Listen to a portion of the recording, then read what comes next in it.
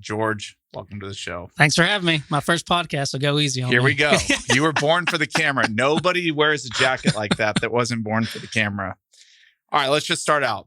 What have you been doing in your career since TCU, and what do you do today? Yeah, so I graduated TCU in 2008, right around the same time you did. And if you remember, 2008 was a pretty interesting time to get into the financial game. I got into investment banking. It's funny because at that time, I didn't know exactly how I was going to get into investment banking. I was interning with actually the group I'm with now, Western, here in Fort Worth. And I forgot that. Yeah, so I ultimately ended up going to Dallas because some of the New York firms were blowing up. Dallas was trying to figure out what to do. I wanted to kind of get some traditional investment banking experience. So I went to Dallas for about 4.5, almost 5 years and did the traditional investment banking route. Worked 100-hour weeks, had dinner at the office, Monday through Sunday, all day, every day. And that lifestyle just kind of got a little bit old. It was great. I knew what I was getting myself into. I enjoyed it, learned a lot, but ultimately knew my wife's from Odessa. I'm from Austin originally. We met at TCU and we wanted to get back to Fort Worth. We think the world of Fort Worth. So we just ended up coming back here to Western. So you're at Western. Let's just talk a little bit before we get in. How is Western different than a lot of investment banks? Yeah. So, we don't really call ourselves an investment bank. Yeah. We're basically, a merchant bank savvy deal guys, right? We're kind of concierge service on the deal side. We're pretty interesting because we have a different vantage point than most. We do a lot of sell side. We're going to talk about that today. Yep. We do a lot of buy side work too. So we actually represent big public companies, even other private equity groups, to help them buy certain portfolio companies, execute on theses, certain industries, et cetera. We also own businesses ourselves. We have some principal investments where we raise money through high net worth individuals, our own money. And then we actually partner with an RIA that we have a minority interest in to help then manage wealth for business owners and people we've sold their business for. And so we have kind of all those factions of a business. And so we see different points of a deal. So it gives us a little bit different viewpoint than just your traditional sell-side investment bank. I love it. So sellers will, maybe one-off will come to you and say sell, or like you said, a public company or a PE company might come to you and say, hey, we need to buy lots of these types of businesses, and you kind of act on their behalf. Yeah, exactly. And so a lot of times our core business is the M&A advisory, right? I mean, the principal deal is opportunistic. Our wealth management side absolutely has been kind of a core part of our business for the last 20 years. But I spend my entire day, for the most part, on the M&A advisory side. So that's helping privately owned businesses. That's helping the public company find or execute on a strategy that we're trying to solve for. Okay. But a lot of times it's business owners who have never had a partner and there's a whole host of challenges they want to solve, and we help them kind of think through what that looks like. Okay. All right. We're going to dive into selling a business. Okay. So like I said, I've talked to George for probably 100 hours over the years about different nuances around business. So what I want to start with is, not only when you're selling a business do you act as an advisor, you also kind of act as a psychologist. Yeah. Selling your business is tough. Yeah. So let's start with maybe expectation setting and kind of what should a seller, and maybe we'll take this from like a large family business or, something that's, you're not buying a public company here, but maybe a family business or somebody that's selling for the first time, or it's maybe a little more emotional. What things should they have thought about, and what expectations should they have going in? I know it's a big question. No, but it's an important one. And for me, to level set those listening or watching, most of the businesses we deal with are privately owned, family owned businesses, right? We're not selling the public companies, and even the public companies we buy for, we're buying privately owned, family oriented businesses. Right. And so with that, it's not so transactional in nature where it's professional and they just want to sell the business. It's super emotional. Yep. They're worried about their people. They've usually never done this before. And so, I have this saying where basically my job, there's a technical skill set, there's a sales skill set, there's a financial skill set, but at the end of the day, it's managing expectations. Yep. And it's basically dealing with emotions that these business owners have never gone through. Yep. And so, there's plenty of times where we're going through a deal and I'm talking to somebody 9:00 at night, every night until we get a deal done. And that's just kind of part of it. Yep. And so to answer your question, there's a whole host of things a business owner should expect, or really to get prepared to sell their business. Yep. For the most part, it's really understanding what they want, right? Every business owner is different. Every business owner is at a different stage in their life. And so for some of our clients, it's, hey, they want to retire and get the next level of management into the business to now run the business. For some, they could be younger and they want to keep going. They're having fun, but They've reinvested every single dollar they have in that business, and they want to bring on a partner to recap the business, get a little bit of liquidity, and then keep going with the thought of maybe selling it again down the road. Man, it could be situational. It could be that they've hit a point, they plateaued, and they need a little bit of kind of juice to get them going to the next level. And a partner or strategic partner kind of helps them do that. So, man, it's a whole host of things, but I think understanding first and foremost, what are you trying to accomplish? What does the business owner want? What are they trying to get out of it? That's the first part. And then, I mean, we can dig deeper, but then there's a whole host of kind of economic things you need to do or housekeeping things you need to do on a business to help basically go get it prepared and get the value that ultimately they want to see.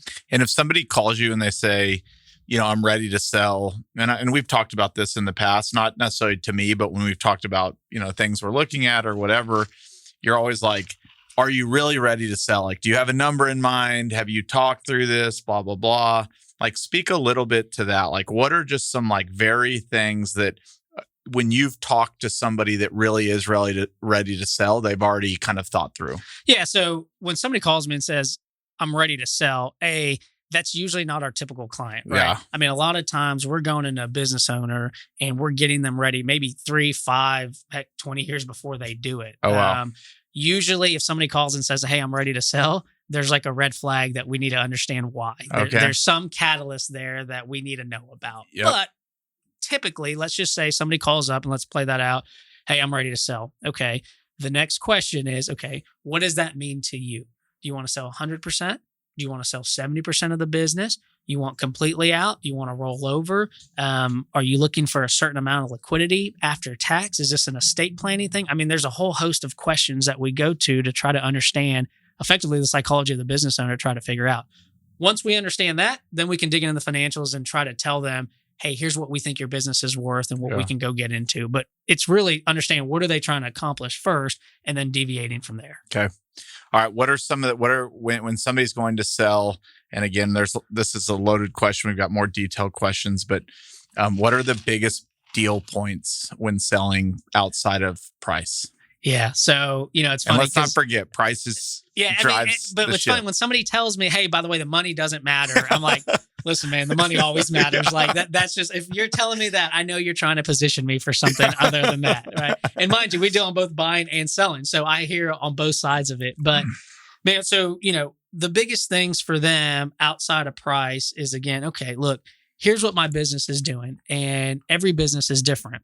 For me, we deal a lot with businesses and industrials, manufacturing, certain technologies or healthcare, energy infrastructure, things that are, EBITDA positive, typically more than 5 million of EBITDA, but it's not your early stage tech stuff. It's not your early stage real estate or software. So that's my kind of role and mindset. So how I view it or how I think about it may be different than somebody else that plays in that game all day, every day. For sure. But they need to know, what is my business doing? How do I, outside of money, what does a partner expect of me, right? We talked about managing expectations. Most people don't appreciate that when you sell a business and a new partner comes in, they're going to expect you to continue running the business. Right. Most of these people are looking for talent, right? I mean, there's not a ton of talent out there and there's a lot of money chasing, not so much talent. And so it's really driving home the expectations of, okay, once we agree on an economic price, what is going to be your expectation of running the business day to day? And are you okay doing that with somebody who now owns the business that you used to own? Yep.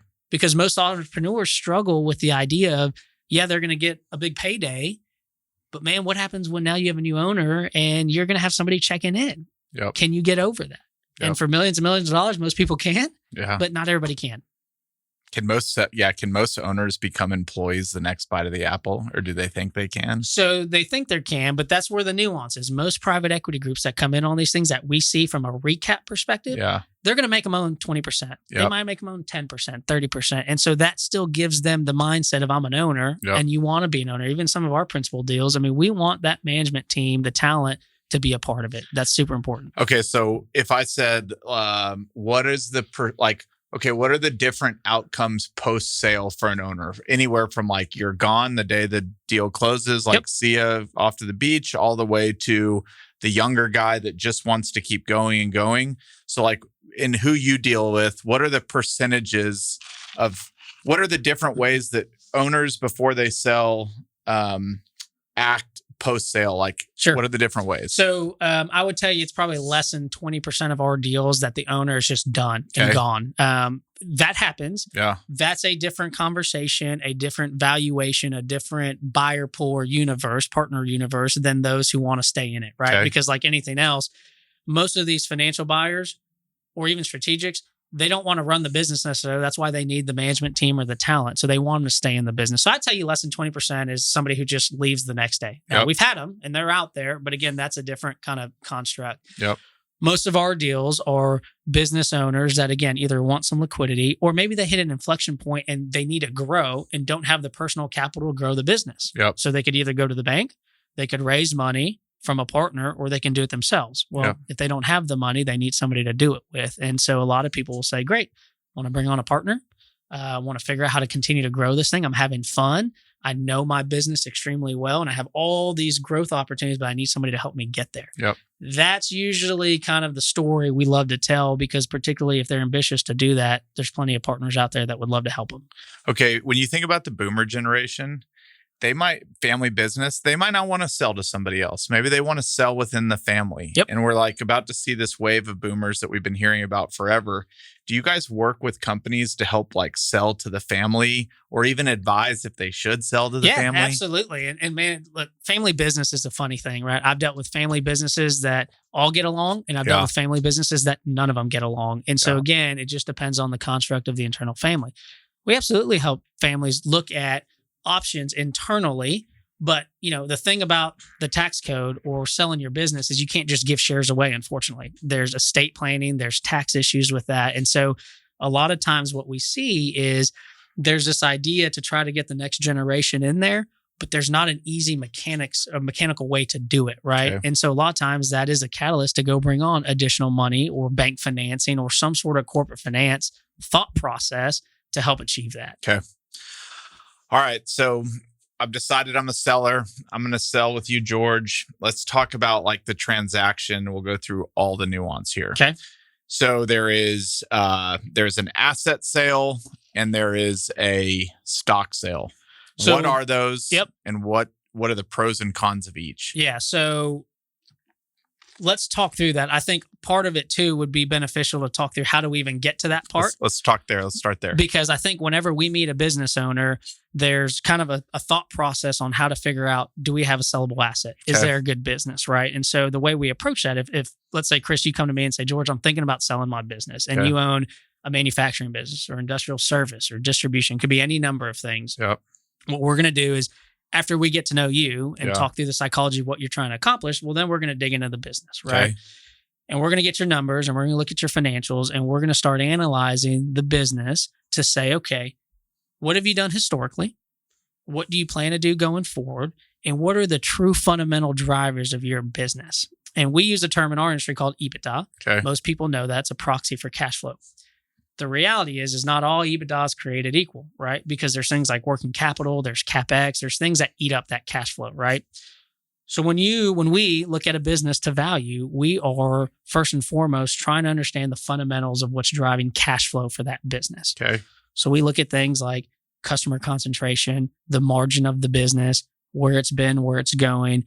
Because the way we work, and we're kind of a success fee oriented firm, right, we're going to dig in a lot earlier on and understand, okay, what kind of contracts do you have? Do you have any legal issues? How do you pay your employees? Are they W-2 or are they 1099? Do you have any FLSA issues? We're going to actually really dig into the business so we can understand where it's been, where it's going, and how reasonable is it to get to that growth plan, so that we can come back to you and say, okay, great, we think your business is worth $100 million.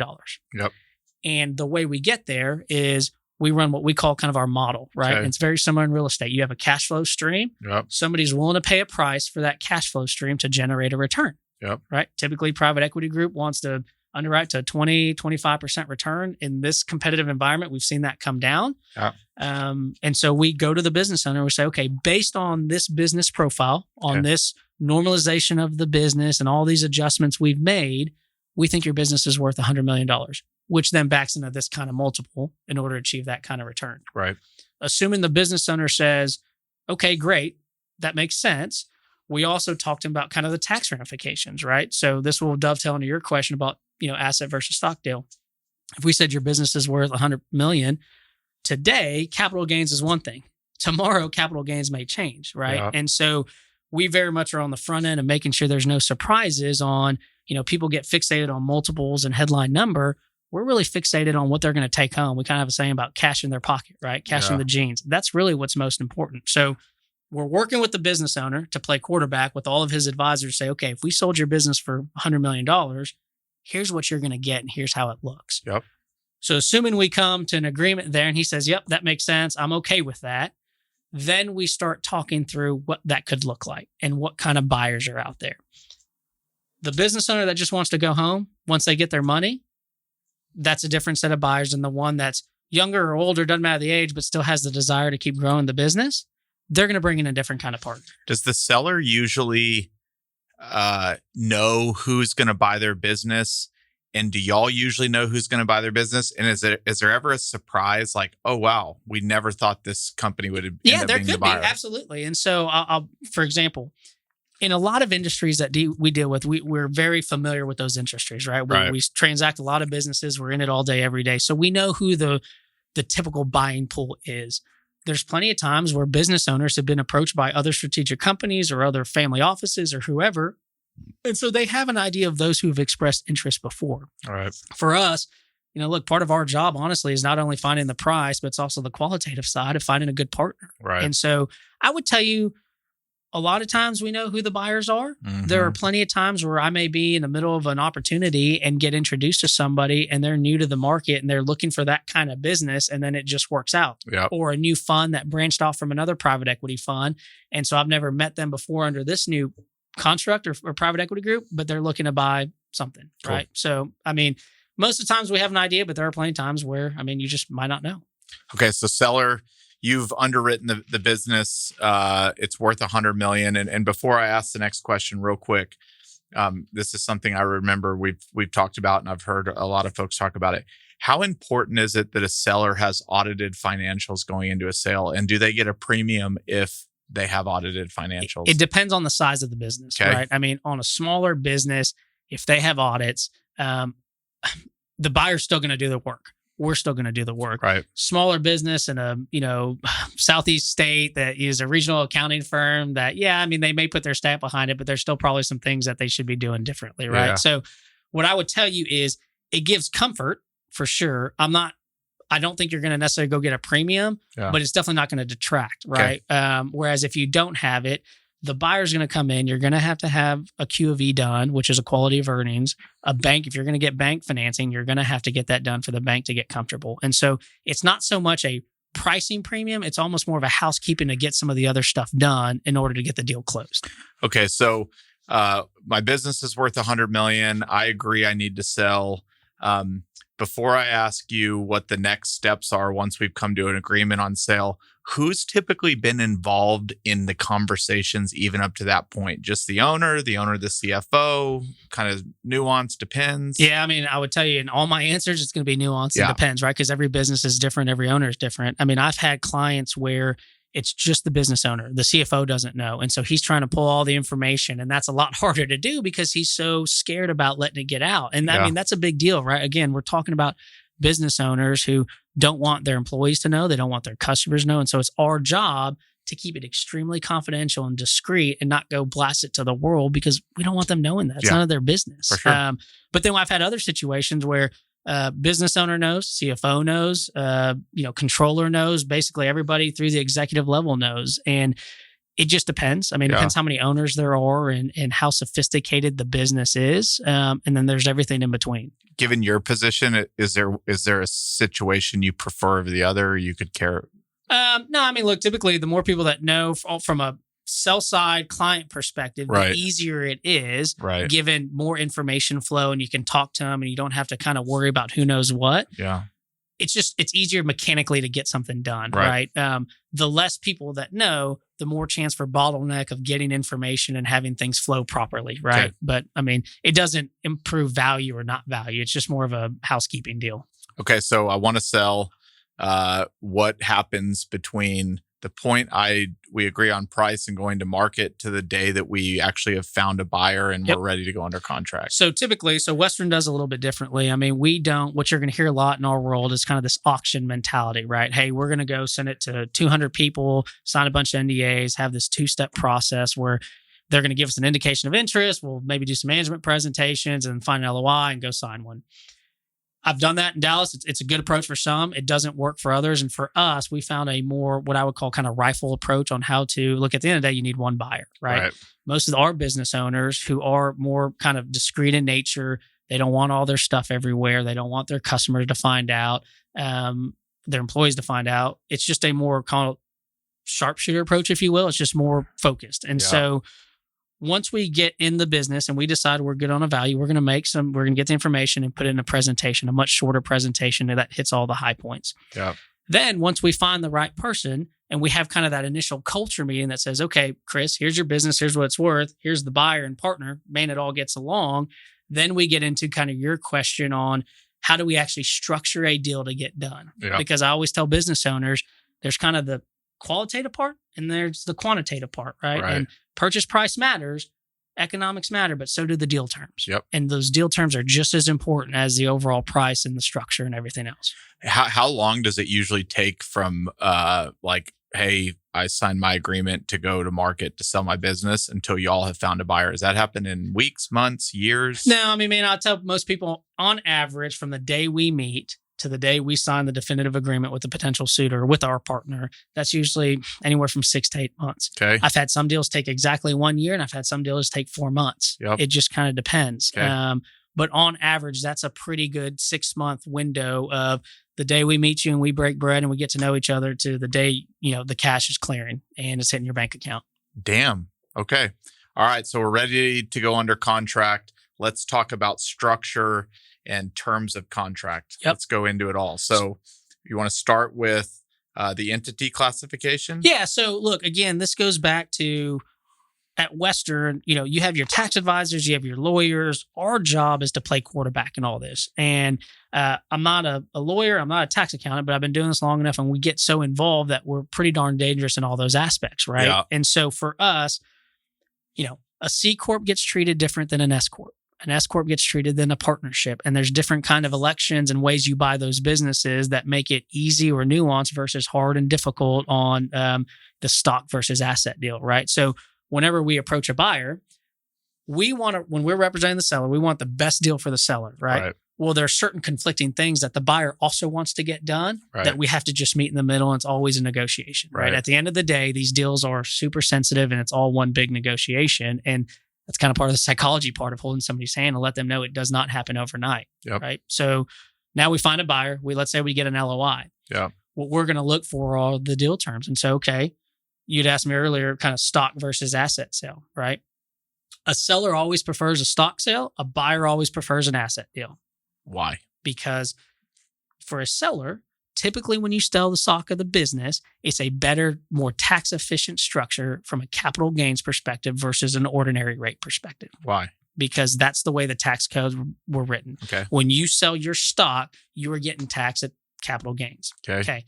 Now there are nuances to that, certain elections that may change that, but for the most part, that's the benefit because you're carrying on that stock. It's kind of like when you buy stock for Walmart in the public market. I mean, you're stepping in the shoes, you're buying the stock. Right.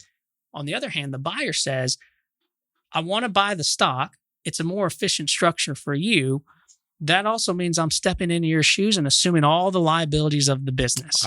Okay. So now if you have exposure or legal or something you don't even know about yet, I'm stepping into that. I'm taking the risk. And we'll get to that later on how we allocate risk in a purchase agreement. But that's what the buyer says. Okay. Okay. Now, on an asset sale, okay, when the buyer buys the assets, they prefer that because they can pick and choose kind of the assets they're bringing over and really the liabilities they're leaving behind. Right. Depending on a C-Corp versus S-Corp versus partnership, those all look slightly different from a tax perspective. When the buyer buys the assets, now they're leaving certain liabilities behind. There's more tax to the seller. Right. Now I got to go redo my contracts with my customers. Now I got to go rehire employees. And so typically for us, we're always pushing. I mean, I'm 9 times out of 10 getting a stock deal done that's more beneficial to our client than an asset deal. Okay. Now, again, there are nuances where an asset deal is required because maybe they have a lawsuit that we can't get through, or maybe there's an environmental issue or an FLSA issue that we just can't solve. Maybe we work around it through an asset deal. Well, let's say there was a lawsuit and I'm buying the business. Yep. Does the lawsuit just stay with the seller, like in this entity with the seller, and they just battle that out even though the business has been transferred? So, good question. If you're buying the assets, yes, legally, you can structure it that way where it stays in the predecessor entity and it sits there. Most of the times, it's not that easy, right? Yeah. Because the business is ongoing. If you buy the stock of the business, theoretically, the buyer is stepping into that lawsuit. Now, that's where the purchase agreement comes in. And most buyers are not going to say, hey, I want that exposure. Right. So there's insurance, there's indemnification, there's certain things that they'll call out that say, hey, whatever happens to that lawsuit, you're responsible for. Yep. So if I get sued or if the judgment comes down and I owe, $5 million on this $100 million deal, you seller are saying in the purchase agreement, you're going to indemnify me for that $5 million. And do they usually just keep that in escrow, or that is an insurance policy that's dedicated to that one event? Both. So it depends. If you can get rep and warranty insurance, which is another product in the transaction world that may cover things. In this case, if it's a known issue, known liability, they're not covering that. Okay. And so what most buyers would do is say, okay, if we can quantify this, well, we're going to put it in escrow for the amount of time we think we have exposure for. Okay. And we're going to have a holdback or an escrow to cover that. Before we get into how you spread risk, Yep. Can we just go through real quick the benefits to a C-Corp, an S-Corp, or an LLC? Sure. And do most people, when they start their business, have they been that thoughtful to like really do it right? Or they get 20 years down the road and they're like, I don't even know why I'm a C-Corp. Most people, I would tell you, do not set up their business unless they're pretty sophisticated or have the mindset that they're going to sell down the road to set up their entities to sell the business, right? I mean, because if you think about it, most entrepreneurs, they don't create businesses to then think about selling them. They create it because they're either passionate about what they do, the product they build, the service they provide, or whatever that tactical skill set is, right? Yep. They're not thinking about, okay, let me go sell this down the road. Now, some investors or some financial entrepreneurs absolutely do it for that reason. But so to go back to your question, look, a C Corp is kind of this structure where it limits kind of the liability associated with ownership, right? Okay. The problem is when you sell, if you think about the C Corp, it's kind of its own living entity. It's going to pay tax at the entity level. And then when it distributes or dividends out, it's going to pay another tax. Okay. When you sell the assets of a C Corp, you're getting taxed twice. It is super difficult from a tax perspective to sell the assets of a C Corp because you're on a $100 million deal, you may get 50 out of it. Whereas if you sold the stock, you're getting 75, let's say. Okay. So why the hell would you ever be a C Corp? Because you're a public company, let's say, and that's just, you're selling stock or public company deals are different. Got it. Okay. Maybe you created your business 20 years ago and the advice was, hey, be a C Corp because you don't want any liability, right? I mean, it differs. If you never thought you're going to sell your business, C Corp rates were lower than the individual pass-through rates. If you're going to keep all the cash in the business and just keep reinvesting it, that's actually pretty good because you're paying less at the corporate level. Right. But to sell your business, if it's a C Corp, I can tell you most buyers in a lower middle market to middle market, they come across a C Corp, they're like, damn, this is going to be challenging. If I don't even want to sell, can I put my C Corp and just turn it into an LLC before I go to sell? There's tax associations with that. So now it's a deemed asset sale. So it's all kind of structured around tax. Tax is very important, right? Yeah. I mean, there's plenty of people who make money based on just advising through this code, right? Yep. Because it's pretty nuanced. Now, what the IRS said is, okay, if you're a C Corp, you could switch and convert to an S-Corp. Yeah. Okay. And that's a flow through, and that looks better from a tax perspective. But the IRS is also can be smart sometimes. They said, however, if you sell your business within 5 years, there's an additional tax because you're trying to game the system. Yeah. And so that's a lot of the questions we have. Somebody tells me they're an S-Corp, I'm say, okay, how long? Are you a virgin S or did you just convert? They're like 30 days ago. Yeah, exactly. And I'm like, well, when we sell your business, that's going to get you. I don't want that surprise because then a business owner's going to say, well, I thought you said I'd get $75 million after tax and now it's 60, right? We don't want those surprises. Okay. And then LLC. Oh, so it's kind of the best. Yeah, well, so just depends on the structure. I mean, S Corps I think are pretty attractive when you sell your business because of elections to get a deal done. Yeah. When you're an LLC taxed as a partnership, that's pretty easy, right? It's pretty straightforward. Buyers tend to like that because whenever a business is buying another company, okay, this goes back to what people prefer. Whenever you buy a business, you can get a step up. Right. This goes back to the tax game, right? So many times transactions are structured around tax implications. And so if I'm buying the assets of your business, or if I'm buying the membership units of a partnership, I still have the ability to step up my assets and redepreciate them, which helps with my cash flow. Yeah. As well as whatever goodwill I'm creating. Yeah. I get the ability to amortize that goodwill. Okay. Whereas in an S-Corp, I have to buy the assets of the business, which we just determined is a double taxation. You don't want to do that. Right. Or I can do what's called 338, and we're kind of getting in the weeds here, but that's a special election that allows both buyer and seller to kind of get to a middle ground. Got it. Right. Okay. All right. So let's talk about how you allocate risk when a buyer wants an asset sale and a seller wants a stock sale. Yeah. So typically, when we get in there, I mean, we're going to set expectations. Again, managing expectations all day, every day with the sell side client, all day, every day with the buyer, right? I mean, if there are certain expectations of the buyer that says, hey, guess what? This is going to be an asset sale. And here's how, we're going to have a 30% escrow. That's just how we do deals. We're going to say, sorry, see you later. Like, we're just not doing that. Yep. So it's talking through that. It's understanding what everybody wants. Typically, when we go and try to negotiate a deal, we're going to tell them we expect a sell side. Or excuse me, a stock deal. We expect a stock transaction. If it's an S-Corp or if you do certain things that you get the benefit of, you have to pay us for that, right? And there's certain things called recapture and other, again, tax nuances that we then negotiate when you have an advisor. Most business owners aren't going to know that this exists, right? This goes back to the deal terms. Yep. Our job is to make sure they go get all the nuanced best terms they can. And so we help buyer and seller find that middle ground based on what buyer's trying to achieve and based on what the seller's trying to achieve. Because remember, most buyers are trying to do this deal for any number of reasons. They find it's a good opportunity. Maybe it's a new business line, new geography, new customer. Maybe it's the next generation of leadership that they're buying, and this next partner is going to roll up and run a lot of the business. I mean, it could be any number of things. Right. So, I mean, they're usually inclined to want to get something done. Okay. Typically. All right. Deal structuring, cash, stock, earnout. So we've made a deal. We know it's asset or stock maybe. Now we're like structuring the deal. Yep. So let's say you're a business owner and we have this $100 million deal on the table, and that LOI comes to you and you're like, great, it's $100 million. Well, the reality is that $100 million may not be equal, right? Yeah. A lot of times sellers are going to want all cash, right? Cash is king. That's what they want. Depending on the type of buyer, whether it's private equity, strategic company, public company, they may say, hey, we want a portion of cash and we want a portion stock. So for example, we do some buy side work for a public company.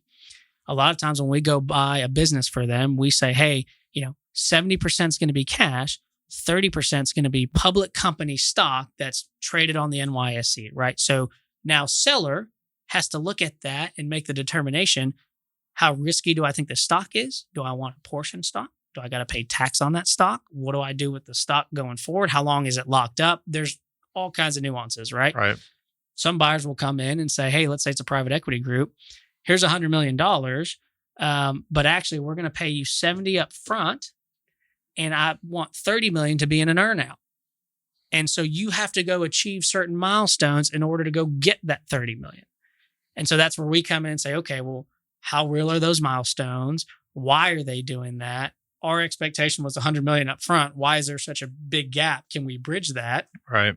And then determine if there's a way to achieve what everyone's trying to achieve. But, a lot of times from a headline price perspective, buyers can get cute, sellers can not understand it. And so that's where we try to hold their hand and say, this is exactly what it means for you and why we believe or not believe this is a good opportunity. I know this is another one of those nuanced questions, but let's just say we're in that $30 million earnout. What are typically some things that must be done for sellers to achieve their earnout? Yeah. So a lot of times we see it based on EBITDA performance, right? Okay. Let's say in a $100 million deal, it's 20 million of EBITDA. So, 5 times deal, right? Or 10 million, 10 times deal. Doesn't matter. If it's a $20 million EBITDA deal, which would be a typical kind of $10 to $20 million EBITDA size we deal with, the buyer may say, look, in order to achieve the 30 million, 20 needs to be at least 20 every year for the next 5 years, and I'll pay you kind of pro rata. Okay. It could be a 2-year earnout where it says, hey, you got to get to 25 and 27 in order to get 15 and 15. I mean, there's all kinds of ways you can structure it. Most of the time we see it basically based off of EBITDA. Okay.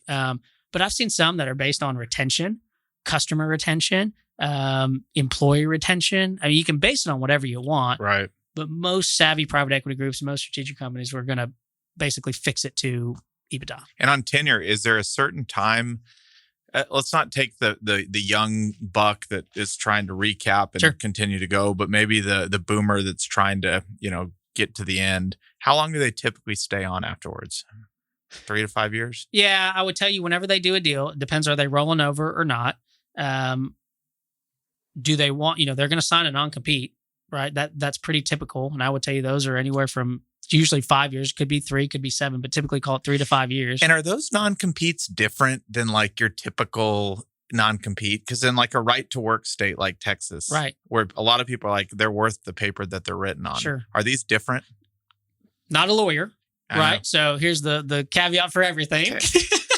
But what I would tell you is, depending on the state, California is hard to enforce, right? California is super employee friendly. They make it hard on everybody. But do not buy a business. It's hard to buy a business in California. How about that? Yeah. Back to your question. The only reason it's kind of different is because this owner is getting consideration. Yeah. Right? They're getting millions and millions of dollars to not compete with this buyer. Otherwise, buyer would not do that. Right. And so, yes, I have absolutely seen non-competes enforced, but they also have to be reasonable, right? You can't go buy a business and I can't say, hey, Chris Powers, I'm going to pay you this money, and you cannot operate in real estate ever again, forever in the entire world. Like, that's not enforceable. Yep. But could I say, hey, commercial real estate in Fort Worth, Texas, might be able to get away with that if I pay you money for it, right? So yes, we've seen it where they're enforceable. We've enforced them, and we've seen, and I deal with that with the seller. Hey, you have to be sure you're comfortable with this if you're going home. Right. If you're rolling over in the business, you're probably still running the business and you're okay. Yep. And it's tied to the purchase agreement. And on the earn out, it's not only the owner, but often could be a lot of the executives too that they try and tie up as well. So a lot of times we see a reason we sell a business, for example. This was one of your first questions. Why do people do this? Maybe the George Coultress who owns a business has 100%. And man, his lieutenants have been there for 15 years and they're great. And he pays them good money, but he would love for that next layer to have ownership in the business. Yep. Finding a partner is a good way, in this case, a private equity group, where maybe owner now owns 30% of the business going forward. Right. Well, there's also going to be this kind of option pool, this extra incentive pool for now those lieutenants we just talked about to earn in the business the next go around. So now they're incentivized to create value, make the business better as they already were, and then get a pop at the end. Yep. A lot of times that happens. And so, that is also another catalyst why a lot of our business owners say, okay, I think I'm ready to help them, who they've been so good to me, have some sort of liquidity event down the road. Yep. Okay, let's talk about escrow. So escrow, it's funny in this environment, depending on how competitive the deal is. It used to be where a buyer would come in and say, hey, guess what? I'm going to escrow a portion of the purchase price. Yep. And that's what's going to be used in case shit hits the fan down the road. Yep. That could be 5%, 10%, 20%, depending on a deal, right? We've done a deal where they had a lawsuit and we escrowed 30% until that lawsuit got resolved, and then they got all their money. Yep. In today's environment, it's a seller's market right now, right? Multiples are high, debt is cheap, valuation looks pretty good. Usually we try to argue for kind of a lower escrow or an identified escrow to the extent something's going on, right? Because otherwise, as a seller, I don't want you holding my money, right? I want my money. And if you have an issue, come talk to me. Yep. If I'm the buyer, I'm saying, listen, we want an escrow. If something does happen, I don't want to go to you, business owner, who may still be in the business and try to claw back. I'd rather it just be there. That way you never really saw it, but it's yours. Right. That goes back to psychology, and it's a whole negotiation on not just points, but every single bit of it. Okay. Reps and warranties. So are you familiar with what reps and warranties are? I am, but I would assume not one of my listeners. Oh, no, I'm kidding. Surely some are, right? Surely some are. So reps and warranties in the purchase agreement. Okay. That's what the seller is signing up to say, this is what I'm repping and warranting about my business, right? Yep. I own the business. I have the authority to sell the business. And there's buckets of reps and warranties. Yeah. There's fundamentals. There's garden variety. There's special line item indemnities. I mean, again, it gets really nuanced depending on the deal, but for the most part, you're basically saying, here's what I am telling you is true about my business. Yeah. If it's not true, you have the right to come back, and I've indemnified you for things that are not true based on this set of reps and warranties. Yeah. The buyer's going to want the most broad rep and warranty they can get because it covers the whole earth, right? The seller, we would work to help mitigate and or narrow those reps and warranties. Yep. because we don't want you to be on the hook for as much stuff, right? Given today's environment, for all our insurance guys out there who sell rep and warranty insurance, it's a pretty neat product. I mean, it has changed M&A in the sense of, as long as the seller is disclosing and the buyer is doing its diligence, you can go get this product to help mitigate who's on the hook for what, because you feel comfortable you've done the diligence. Seller feels comfortable they've told you everything. If for some reason something happens, you're paying a premium so that the insurance company covers it. Got it. That helps both buyer and seller not have to worry about all the nuances of rep and warranty because you've done your work, seller's agreeing to it, and now you have a third party that's getting a premium in order to cover that. Which, look, in our deals, in the 15 years of doing this, there's been a very limited case of rep and warranties, and it's like every other legal document.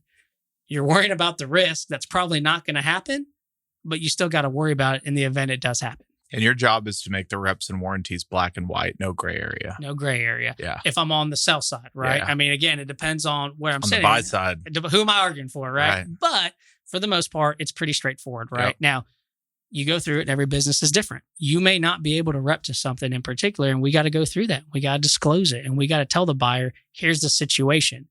At that point, the buyer has a decision to make to say, okay, is that a liability or an issue that I want to take on? Or is there a way to streamline against it? Okay. The only one we haven't chatted yet is covenants. And I know that's a very broad, nuanced word. Covenants in my mind is something, there's two sides to that, right? In a purchase agreement perspective, when you're selling your business, the biggest covenant a business owner needs to think about is a non-compete. Okay. I kind of talked about that earlier, right? When you sell your business, you should expect to sign a 3 to 5 year non-compete, depending on the industry, depending on the situation.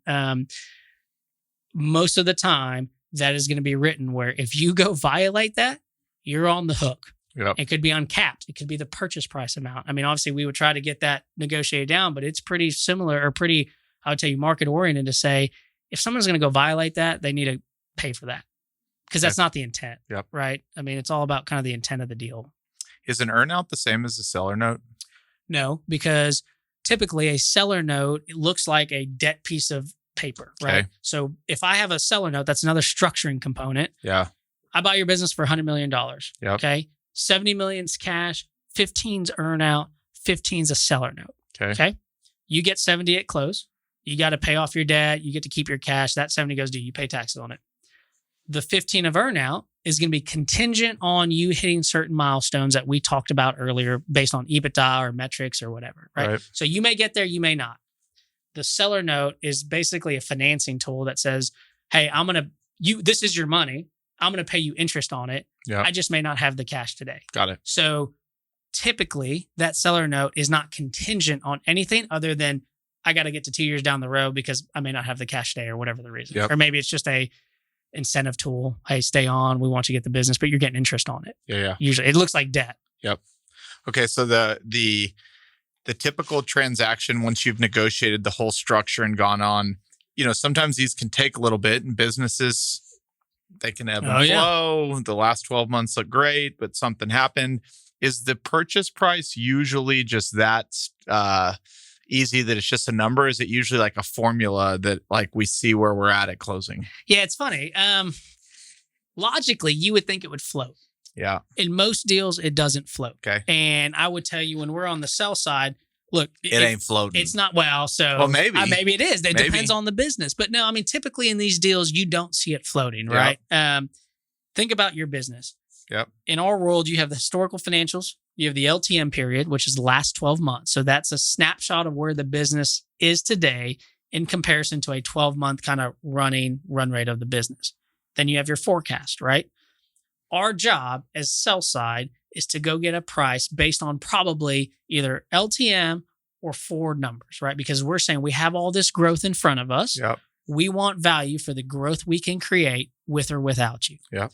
Some deals are priced on an average of the last 4 years. Yep. Some price are just based on LTM today. Yep. And in 3 months, if your LTM is better, it's the same purchase price. Yep.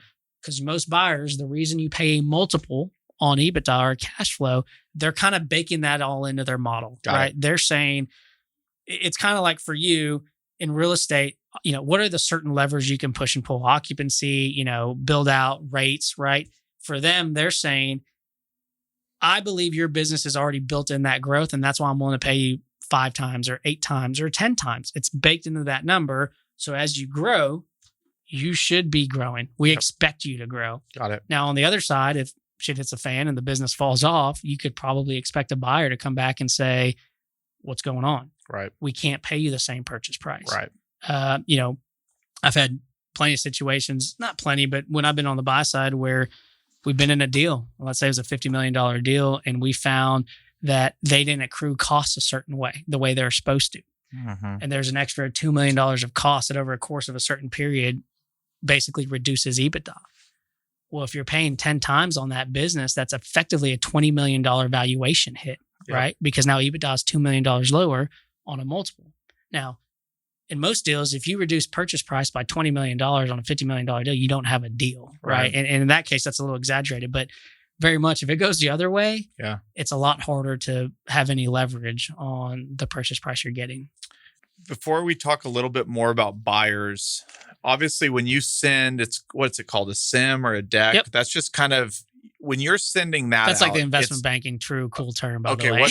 what's the summary of the business, we'll call it. There you go. That's very high level. Yep. Not a lot of details. But once, it's like when I think about selling real estate, it's like, look, I can show you all my numbers because there's not a lot of employees associated with real estate. It's just a box with a tenant in it. It's kind of more tangible, right? Correct. It's maybe, I don't know if it's less emotional, but it's well, maybe. I just feel like if somebody saw my P&L on this building, the risk of what people could do with that P&L is a lot less in real estate maybe than in business. So my question really revolves around privacy and comfort. Yep. Okay, the memo or the summary has gone out. Now we're talking to call it 2 or 3 very interested, very qualified buyers that are now all going to get that peek under the hood. How do you talk to sellers going, look, you're only going to get one of these, but 2 of these other guys might have seen absolutely quite a bit. How does that work? Well, and so look, depending on the competitive situation we're in, I may want 2 people in there. I may want a bidding war, so to speak, right? Of 2 people interested who can't live without the asset. And so therefore I'm going to maximize value. Yeah. But this goes back to managing expectations with psychology. Just because it's the highest price doesn't mean it's the best partner. Right. I might be able to take 10% less and be in a way better position because of terms and the partner than I am taking 10% more, and your life's going to be miserable. Yep.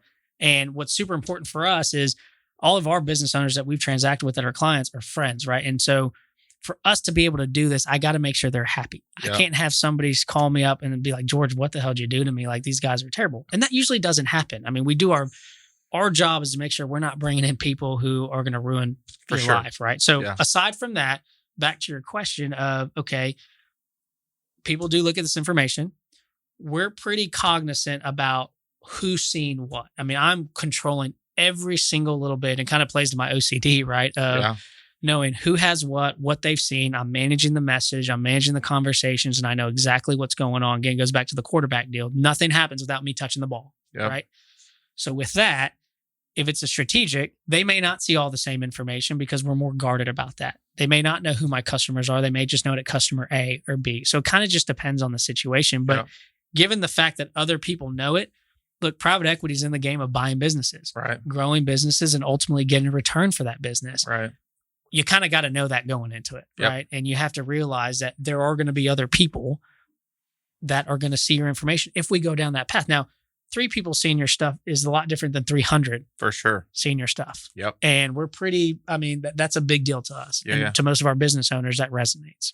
And then do the sellers, let's just say we're kind of in this 3 buyer situation. Do the sellers usually spend like a full day with each buyer, kind of getting to know them? And like, how long does that marriage process take to pick the right buyer? So in a typical M&A 2-step process, where an investment bank's just going to basically broad auction the thing. Yeah. Right? And I'm going to use that as a benchmark to contrast with kind of some of the way we do it. Right? Okay.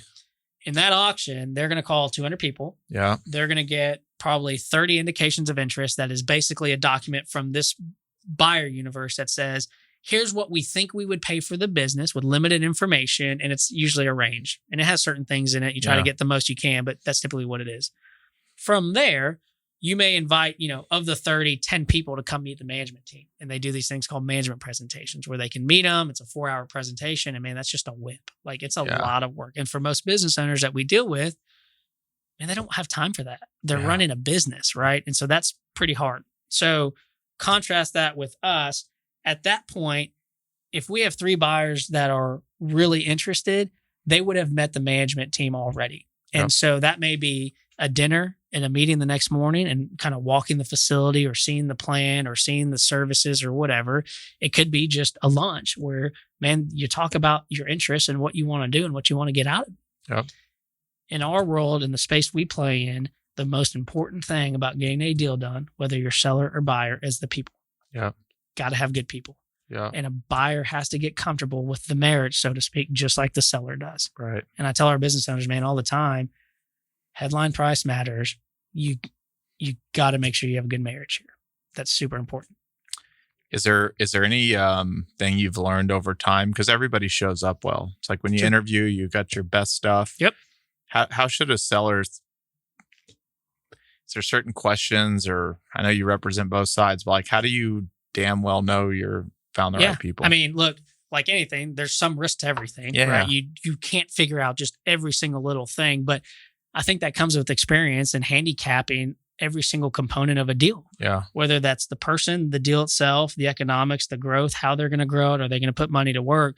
But man, it's through conversations and it's through experience and kind of just savviness on our side to know, okay, this guy's done it before. He's got a good reputation. We've channel checked it just like he's channel checked us. And no one's raised their hand and said, he screwed me. How do deals fall apart? I know we don't have to go into a really long answer. Obviously, the market can change. Yeah. COVID can hit something crazy. But like, are there more kind of common, like, that you've over time gone like, and maybe it's not how do they fall apart, but things you can spot really early to go like, this is going to eventually kill the deal if we don't. Or we won't take the deal on. Right. There are right. plenty of situations where we've been introduced to business owners and we get in there and maybe their accounting's just really bad and they're not even doing it right. So we can fix that and we go through it, but we're going to take the time to fix it before we go out there. Maybe they have a lawsuit that if the judgment goes against them, it could bankrupt the business. Right. Well, no buyer is going to step into that. We got to work through that, right? Maybe they're not paying their employees overtime correctly. Right. Or maybe they're 1099 when they should be W-2. Yeah. None of that ultimately kills the deal in isolation. Put all those together and you don't have as sophisticated of a business that ultimately a buyer may not get comfortable with. Got it. But like for COVID, for example, we had plenty of businesses continue to do great. We had one where a private equity group was going to buy the business. We were pretty close to getting it done. They were very much exposed to the restaurant and the multifamily component of the world or the industries. And so based off of that with COVID, as you well know, I mean, that just stopped. And so now they don't want to get this, call it, industrial deal done. They got to focus on licking wounds over here. Yeah. That literally killed the deal. Yeah. I mean, I would tell you though, for us, by the time we get to a certain LOI and we've done a ton of work, we know what the surprises could be. We pick the right partner. It's very rare for us to go from LOI to dead deal. Yep. Something would have to be pretty catastrophic or truly not misrepresented, but just omitted for whatever reason for that to happen. Because we're going to spend a ton of time on the front end because we don't like surprises. And we've talked about this in the past, but just remind me, all banks charge differently. Western doesn't actually charge a seller a damn dime until it's closed. So you're not going to put in the time unless you've checked all the boxes. Whereas maybe a traditional investment bank might start charging you retainers and fees, whether anything happens or not. No, and that's important. That's kind of how we built our business over the last 20 years is for us. Look, the typical investment banks that come in and say, hey, I want a retainer for 50 grand. Yeah. I'm going to put this book together. You're going to pay all my expenses, reimburse me for my expenses, and then I'm going to get a fee at the end of the day. And I'll put the retainer, I'll credit it back to the fee, but I want that up front. Yeah. They're going to do a little bit of work, put this big book together. They're going to go blast it out to everybody, and either a deal gets done or it doesn't, right? Yeah. For us, we found that it aligns better with our types of clients and businesses to get in the trenches with them, right? And this is what's so fun for me, kind of now have done this for a little bit, is for you to talk to a business owner that I've been in the trench with. And they say, man, for Western, no retainer, no expenses, success fee only. And so what that drives is this incentive to have a very transparent relationship because, man, if I'm going to take this risk with you, you're damn well going to know what I think. Yeah. And I'm going to know what you think because I can't afford to go 6 months down the road and not get a deal done and have all this sunk cost in there. Yep. It doesn't do me good. It doesn't do you any good. On the flip side, if something does happen and we don't get a deal done, I don't want you mad that you paid me 50 grand for not getting a deal done. Yep. I'd rather all of us be in it together.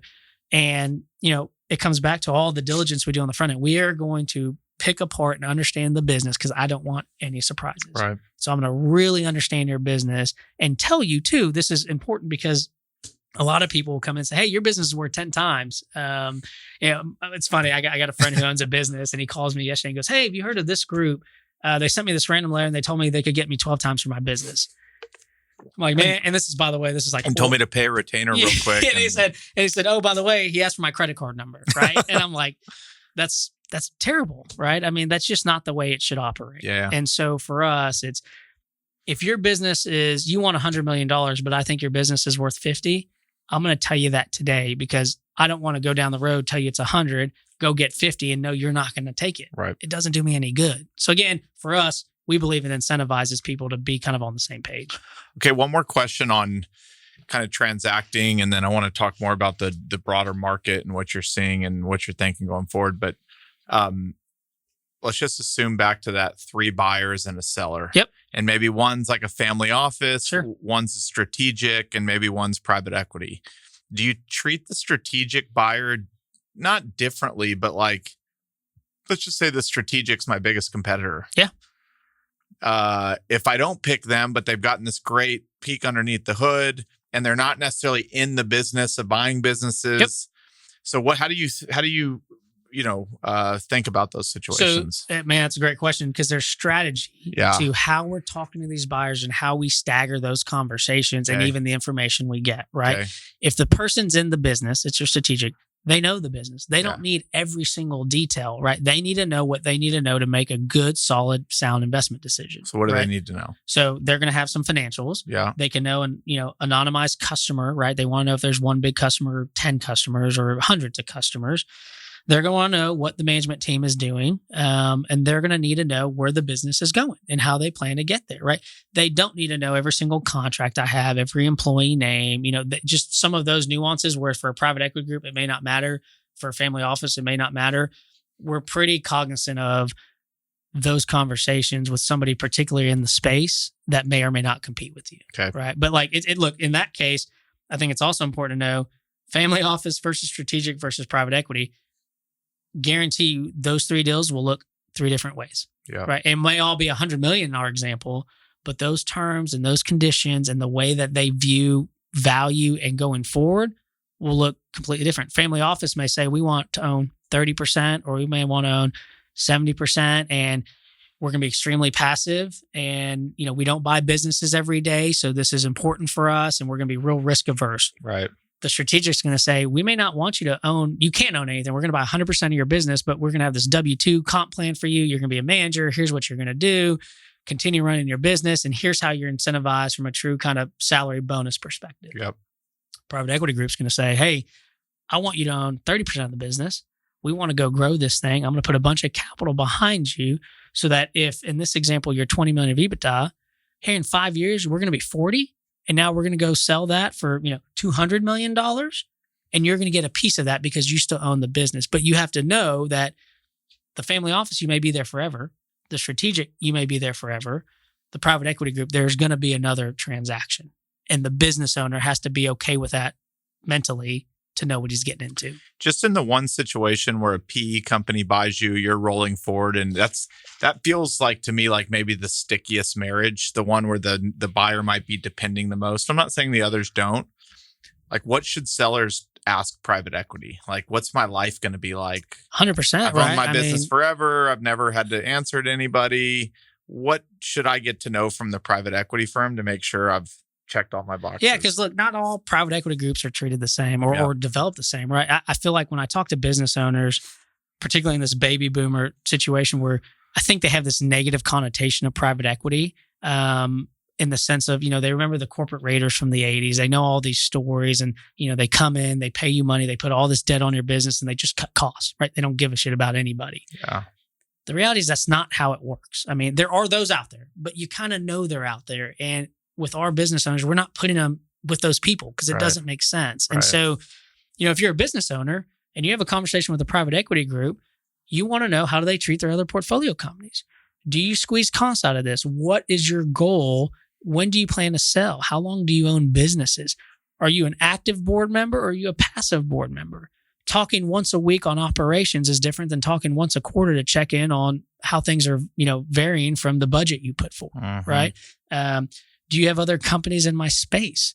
Can we leverage the private equity holding company for insurance or benefits or other things, debt financing? Like, what things are you bringing to the table outside of just money? And then talk to me about an example when a business went not great and how did you interact with your business owner? Yeah. Because when things are great, everybody's happy. Yeah. It's when things kind of turn sideways or at least become neutral to negative that you really start figuring out the relationship. And that's like any partnership. Yep. And so I always tell people, look, break bread with them, understand how they view the world, figure out what kind of companies they like to do business with, and then talk to them about their strategy. Because you have private equity groups that are really operationally focused and some that are just more financially driven that just wanted this accumulation of portfolio companies and good businesses with good people. And there's everything in between. And they'll usually tell you, these are the decisions you're going to be left to make. And these are maybe some decisions that we're going to make or at least make together. Yeah. And I would tell you, the more sophisticated the private equity group, they're going to talk to the business owner. They're going to say, hey, look, in the first 100 days, this is what we want to get accomplished. Yeah. And maybe it's a more sophisticated ERP system. Maybe it's making sure financials are GAAP, making sure it's converting FLSA and 1099 to W-2. Maybe it's targeting these customers that we want to go get. So let's go focus on that. They're going to tell you how that plays out and they're going to want to talk to you about that. And so I think for the most part, kind of that transparency among partners is you should get a good feel for what are your expectations of me going forward and vice versa. Yep. Okay. I'm going to try and ask this the right way. We now live in a generation of software, have been for a while. Shouldn't say that like it's like new. But there's a lot of companies that build proprietary technology that they don't necessarily sell to everybody, but everybody now has their own proprietary technology. It's one thing to value a business based on EBITDA, but how do I ask the question the right way? Like, how often are you also having to give a lot of special attention to like this proprietary technology, or does it really just all boil back down to EBITDA? It's like your proprietary technology helps you make this much EBITDA and therefore it's not really worth what you think it's worth. Man, that's a hard question because if the technology itself, and again, based on the world I deal with, which is manufacturing, industrial, kind of business services, whatever, right? Distribution. If you have this proprietary technology and you're not selling it, right? So there's not a revenue stream, but it's making your business the most efficient or the most productive, or your margins are better than your peers because of the way you're using this, or your customer base is stickier because they need that software and nobody else has it. Right. The way I think about that question is you're not going to get isolated value for that technology, but it's going to be inherent in the price you're getting paid if it's positioned correctly to go get you a bigger multiple on the cash flow that it's helping generate. Got it. Okay. Does that answer your question? It was better than I could have expected. Okay. Yes. Because I just think I hear more. Everybody now is like, I have this proprietary stuff and I don't sell it, but I'm better than everybody. And it's like, okay, but that should just show up in like some financial metric and any sophisticated buyer. And I actually have a couple case studies in my experience where certain, let's call it either oil field or other industrial type logistics companies had developed this exactly internal, awesome software to make their world way more efficient. And they went through the business process of understanding, okay, do I sell it or do I just keep it internal? Do I go license it and get cash flow out of it? Or do I just keep it for me and reap the rewards of it? What we found is that business owners like their business. They have this cool new hot, shiny project. They think it's worth the world, right? Well, the reality is it's really hard to quantify that unless you have something to quantify. For sure. And so my experience is that unless you have a really good business plan on how you're going to go get revenue and profit ultimately out of that, it's better to make your core business more efficient, because that's where you're going to reap the reward. That's where you're going to get the arbitrage on the multiple technically. Okay. I just thought a fun question would be, you've been, got to watch all these cool business owners that have probably built their business for decades actually transact and sell. What's like closing day usually like? Like, how do these people react after, even if they're staying on? Like, it's got to be this crazy experience. Yeah. So it's funny. Closing day itself can sometimes be anticlimactic. Right? Well, I was anticlimactic because leading up to it, I mean, I'm telling you, man, it's stressful until, yes, on any given deal, there's one, and he'd love to tell you about it. I mean, he had an overseas division, and then we were waking up at 2 a.m. every day from 2 to 8 to deal with all the UK stuff. Then we'd have to start the regular day to get everything done. And we did that for a week before that deal closed. And ultimately, we got it done, right? But leading up to that, it's kind of the fun and the adrenaline. And then on the day of close, you're basically like, okay, we're good to go. The lawyers are set. Signature pages are received. Anything change in the business? Nope, good to go. Okay, hey, look, we're really excited about this. Hit the wires. There's usually a speech like rah, rah, rah. But at the end of the day, you're hitting wires and everyone takes a deep breath. And then you're like, is the seller usually in the room with you? No. Okay. So since I've started, right, from early 2000s, middle 2000s, people would get in a room together and actually have a physical closing, right? And it was all this deal. As email took over and data rooms took over virtually, I mean, paper is just transmitted digitally now. I mean, hell, this last deal we closed on Friday, we did it DocuSign. I mean, I've never done a deal on DocuSign, and that's becoming more relevant as technology takes over. There are certain things we can do now virtually that otherwise we didn't. But no, most people are in their own little offices, and everyone says congratulations, a wire's hit. Now look, when the wire hit, the business owner feels pretty good. Yeah. Right? That looks pretty cool. I had one business owner once send me this meme of this guy hitting the refresh button. It was fantastic. And it was awesome because, for him, he's like, here we go. Yeah. And then it hits, and then they kind of, get back to, at the end of the day, they've got to go to business the next day. Yeah. Right. And you still got a business to run. Yeah. I just think it's really cool. All right. Let's just talk a little bit about the market, and then we'll bring it home. But the boomer generation, there's all this talk about there's thousands, if not hundreds of thousands of businesses that are on the docket to transact. As someone in your position, like, how do you think about that? Yeah, I mean, look, that's a big catalyst for us, right? I mean, for our side of the world in M&A, right? So we don't do a ton of capital raising necessarily. I'm focused on transacting businesses, mergers and acquisitions for the middle market.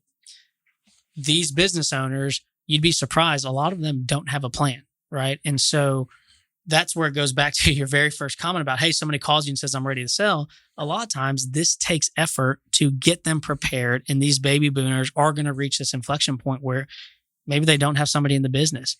Maybe him and his partner, he, her, whoever, have diverging interest, right? Maybe they're just tired. Yeah. Maybe they need more capital or growth and they don't want to go to the bank and they don't want to personally guarantee.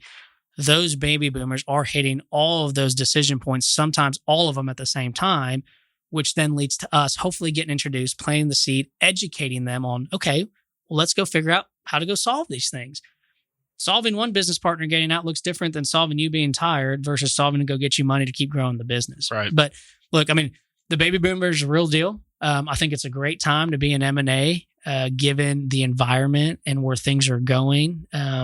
We'll see what happens with tax rates and all that. But I mean, I can tell you right now, we got a backlog of deals just given the fact that baby boomers are getting older, tax rates are potentially going to change, debt's still cheap. And so I just think that, look, you're going to see this kind of influx of deals ready to go. Is there a case that prices could actually come down if there's a flood of sellers and not as many buyers? Man, you'd be surprised. I don't think so. I mean, it depends on the market and the industry. I can tell you in some of the infrastructure industries I deal with, almost like every infrastructure business is selling for a very good multiple. And it just depends on the business and the market. Yeah.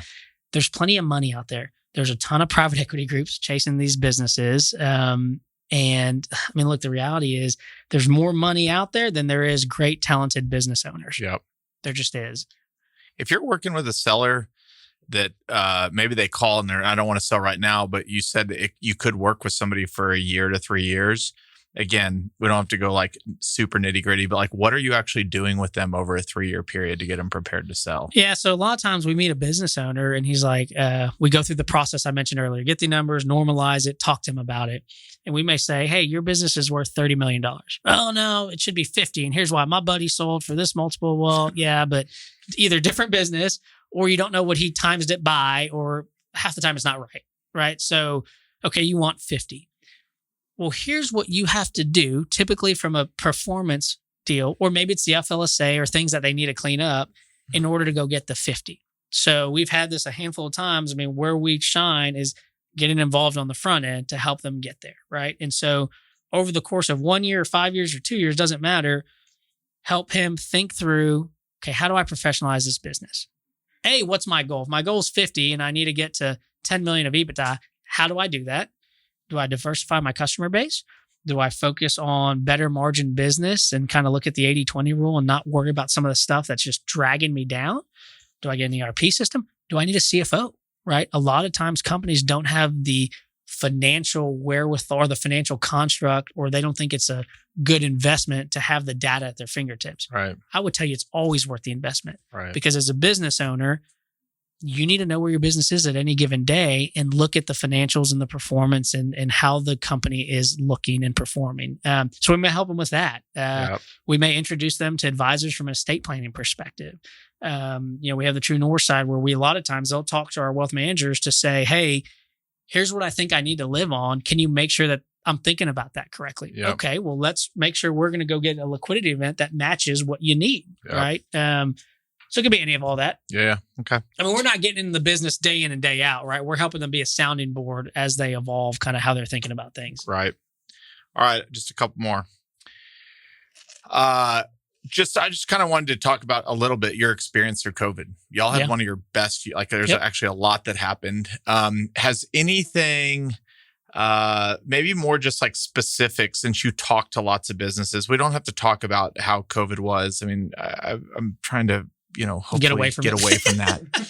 But there was just two things that come up over and over and over. And maybe since you talk to people intimately, and I don't think maybe you have some interesting perspective, but what are your business owners talking about around talent and the ability to hire labor right now? Biggest discussion we're having on any given business. Okay. Does not matter the business. Labor is at a shortage right now, right? Hey, maybe people don't want to work, and you can have your own thoughts on that, right? Yep. But maybe they were getting funding or government or whatever. And so, look, they weren't going to work. And that's kind of the maybe skill set that's more hourly in nature, right? Yep.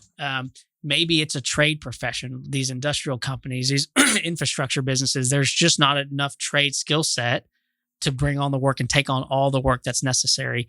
A lot of times when we are selling a business and or buying a business for somebody and we put forth these growth plans, we absolutely dig in and make sure that the growth plans we're putting forth are reflective of the labor pool we can realistically go get. Right. It's funny, when I sit on the buy side, I get a lot of these investment banks that put these books out and they're, we're going to grow 30% year over year. I mean, you can't even get the labor to do that. Yeah. I mean, there's literally, I don't think mechanically you can go do this. And so it's a big discussion, and it's not so much COVID driven. There's a part of that as it is, there are certain pieces of the market that are just white hot right now. Yeah. All right. What about supply chains? Big issue, depending on the business, right? I mean, you hear it around here, steel's moving up and down. We sold a business that was an aftermarkets part where you saw, steel prices go up. Well, you can't always pass those through. So you got to deal with that.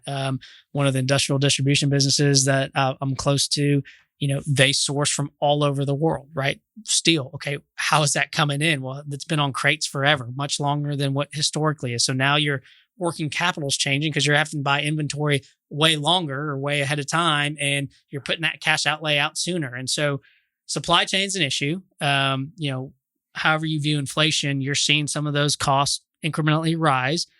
We have another business where we saw margin deteriorate in Q2 because of supplies.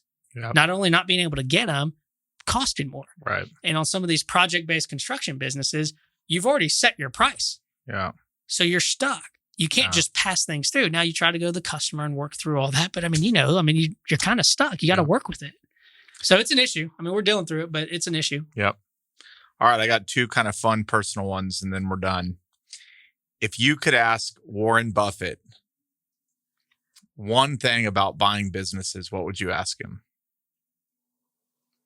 And just one? Or, okay, if you could sit with him for an hour, if you got an hour of his attention, what types of things would you want to know from him? I would spend time understanding how, through his experiences, he was able to handicap personalities. Yeah. Right. What were the things that went wrong? Look, man, at the end of the day, I feel like valuing a business, I mean, there's certain academic ways to do it. Most people view it the same way. Then there's some art on kind of how to position it and what you're willing to pay and what you're not.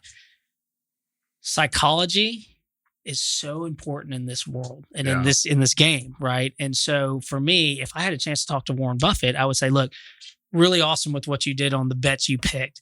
How did you know that these people were the right people to do it with? Yeah. And what have you learned that burns you with certain people? Because I want to know what to look for. Yeah. And given his experience, I mean, think about how many businesses he's seen. And look, for us, the lower middle market, it's a lot different than dealing with the Heinz and the businesses he's buying, right? Yeah. But he's still making bet on people. Right. And I think what I've learned and what I would ask him is, okay, what are some of the red flags you've seen in dealing with people? Because that's the stuff I got to manage all day, every day. Yep. And either it works or it doesn't. But man, I'm sure you've learned something, or you can now pinpoint, hey, when you've seen this in the past, you knew it was going to lead to this. And that's just experience. Yep. And I mean, he's one of the best that's ever done it. I'd love to know how he handicaps that stuff. Yep. Handicapping him and then incentivizing him. What would you ask him? Honestly, mine probably actually piggybacks off that, but it's really the incentives. Like, because what he does and often is he owns 100% of the business, but he's created incentive structures that keep business owners around, not just for 2 or 3 more years. I think he jokes that like his average executive age is like 80. These people work until they're ever. And probably a lot of that goes to him seeking out kind of founder owners whose life is in the business. And he probably knows like, there's no way this person could ever think about anything but that. But then how he incentivizes everybody to keep going for a long, long time and feel comfortable just shipping him like billions of dollars while he's eating peanut brittle. Drinking his Coke, Coke in Nebraska and just hanging out. And then I'd probably just talk to him about his relationship with Charlie Munger, like what they talk about. And they don't live in the same city. They don't talk every day anymore, but they have a cadence and a way of doing things. The decentralization is pretty fascinating. Yeah, and look, and it would go back to, for me, okay, not only just the investment methodology, but how did you get comfortable in how you built your own internal business, right? Conversations with Charlie. How do you know when the right person is there, and how do you take advantage of that opportunity without getting ahead of the game or without offering too much? Or what is that right kind of, to your point, cadence on building a business? And, you know, we talk with business owners all the time about that. Okay, if you're ready to sell, are you going to stay? Do you want to stay? Do you have the right people underneath you? Because what you're trying to do is kind of perpetuate legacies here, right? I mean, you are trying to create something that otherwise wasn't created before, and you need people to backfill that. I have to imagine if you're 65 or 70 and you're wanting to sell, the typical answer is like, I'm not looking to go for 10 more years. Yeah, probably not at that age. But I mean, think about it. A lot of entrepreneurs, they may have started at 20 or 30. By the time they get to 45 or 50, they've built some great businesses. And so they may not be a baby boomer by definition. I don't know if that hits the actual definition of it, but they've gotten to a point where they've reinvested everything in their business. Right. They've gotten some money out of it, but the reality is they need an event to help them get some liquidity. Yep. And so, you know, but any private equity group that we talk to, and we talk to, you know, however many all day, every day, is they're looking for the right people to come in, continue running the business, manage the business, and they just kind of want to accelerate these growth plans and maybe be a little bit more strategic and challenging the business owner about how he views things. I mean, that's one of the feedback points I get often is, man, I thought I knew a lot about my business. It's amazing when I have somebody else sophisticated kind of come in and help me think through some of the things I didn't even know to think about, right? Yep. It's just a different viewpoint because they saw it in this business or this industry, and now we're applying it to mine. Right. And that's kind of the things we try to do at Western when we have a client is, hey, have you thought about this? What about this? How does this impact your business? Because we've seen it impacted over here. Yep. All right. Last question. I'm sure you get asked often by, call it, folks coming out of college. I know you're really involved with kind of TCU's business school and that was a big part of your life. what advice would you give to kind of incoming folks out of college that are getting into, call it the M&A investment banking industry? What would you tell them? Don't do it. No, I'm just kidding. No, I'm just kidding. Think really hard about exactly. this. Know what you're getting into. I think that's imperative, right? I mean, it is a demanding career path, right? And it's all I've ever known. I love it. I mean, I enjoy the fast pace, the traveling, meeting business owners, hearing the story. I mean, again, middle market and privately owned is way different than public company. All the people we deal with took a risk, got credit card debt, borrowed money from a family member or a cousin or whatever, took a risk and then grew it.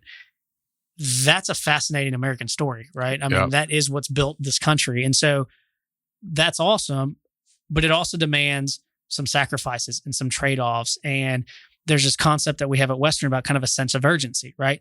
You have to have the sense of urgency because every single deal is precious. Time kills all deals. The longer it takes to get something done, people move on. They're not motivated. Things change. Maybe there's something in the business that blows up. And so it creates a different type of business, right? I mean, you got to know that what you're getting into is pretty demanding. Focus on the fundamentals and the technical side if you're an incoming analyst, because all the financials matter and how to model and all that. But at the end of the day, also be prepared to utilize your network, because this is a relationship game.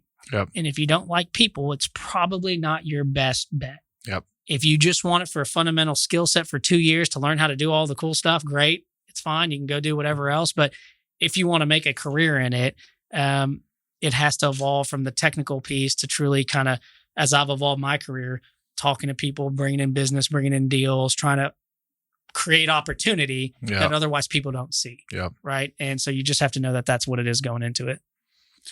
George, this was awesome, man. Well, this was fun. Thank you very much. This was really interesting. I enjoyed talking about it.